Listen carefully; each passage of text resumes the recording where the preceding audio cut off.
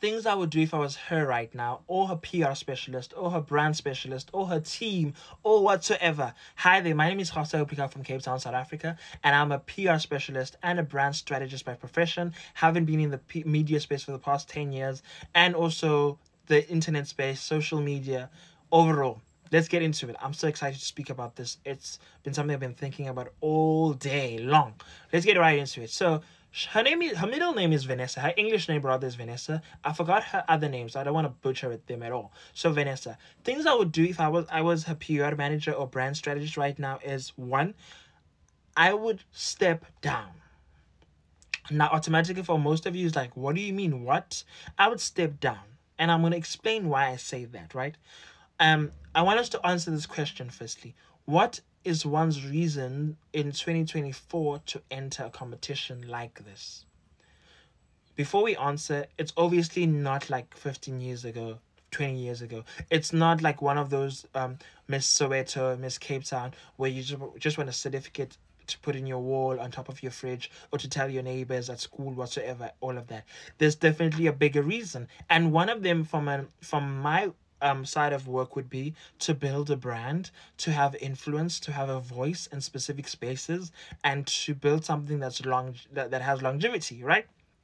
And in a competition like this, it's mostly women focused, so to have a voice and influence in the women's space, women empowerment, etc., etc., etc., right? That's why you would want to be part of this. Because also remember, you wouldn't join there's no other reason to join this but to win. Right? If your reasons are to win this, so you can put this in on your fridge, and the crown on your fridge, please drop out. So if that's your reason of you want to build a brand, etc., etc., etc., you have to strategically think about it. You have to be intentional and think long term instead of short term, right? And with all the things that are happening currently, it's a make or break situation. I'm going to explain.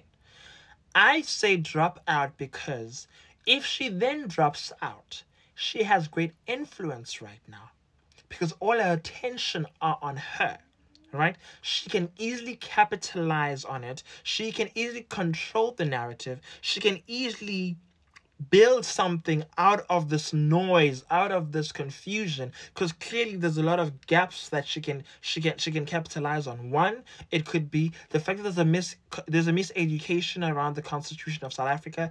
There's a miscommunication and representation around South Africans and people who are half South Africans and half this, who are nationally South African or were born here whatsoever.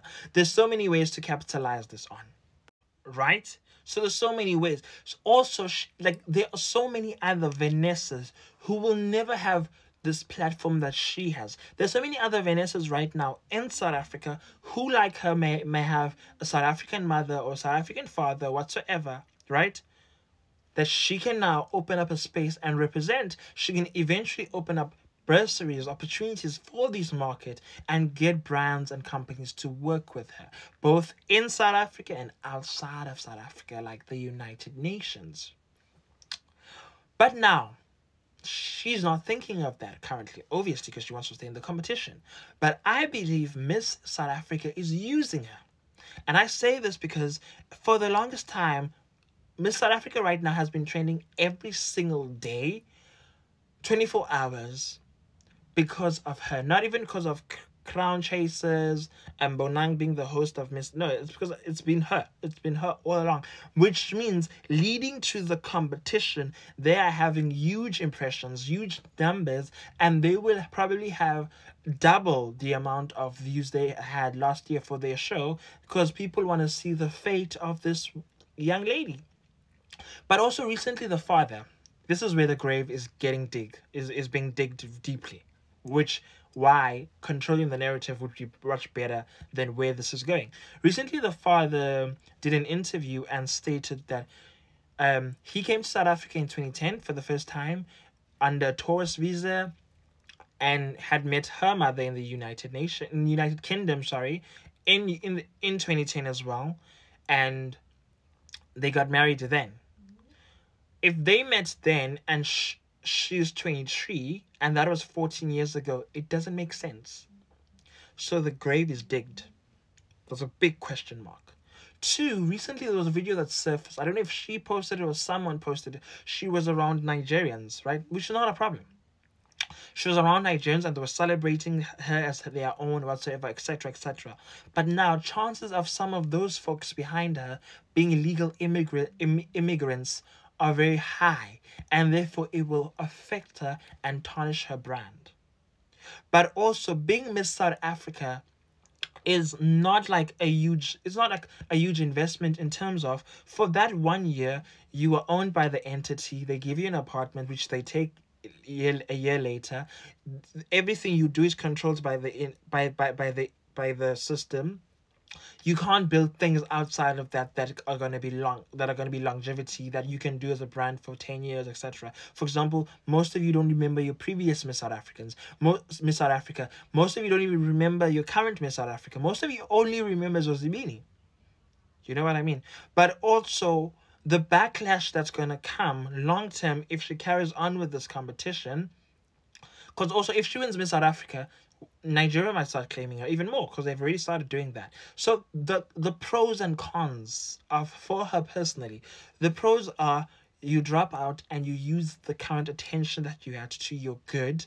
You build things, you collaborate, you partner with banks, because also the saddest thing for most mixed people who are half South African and half something else, they even struggle to have South African banks. But she can partner up with banks like African Bank to be the brand ambassador or something. Not even a brand ambassador, because I think Nomzamo Mbate is the brand ambassador. She can partner up with various brands according to help many Vanessas to build more things that will be long term instead of this seasonal or hype for Miss South Africa. So that's the things I would do. Let me know what you think. Let me know what your thoughts are. And also just the fact that the story of the father, and also where's the mother, because she was in the UK when she was seen, child, meaning in 2010, meaning she's a very affluent, like, she can communicate by herself, like she's a good girl, she's an international girl. So there's a lot of stories. Let me know what you think. But also, I'm wishing all the Miss South Africans all the best. But also, I'll see you at the 10 when we watch Miss South Africa. God bless you. Follow me here and everywhere else. Thank you.